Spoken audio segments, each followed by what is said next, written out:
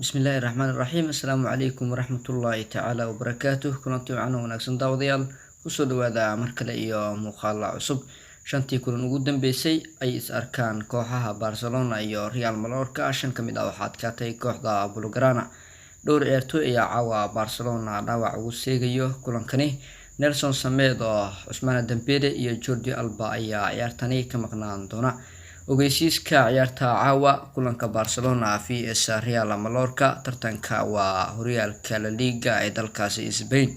garoonka waa Nou Camp Stadium ee dhaca gobolka Catalonia ee magaalada Barcelona saacada waa 5 saac oo habeenimo xilliga Geeska Afrika shaxda macquulka ah in ay ku soo gasho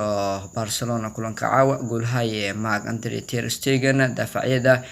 Sergio Roberto BK Clemente Lenglet iyo Junior Firpo qadka dhexe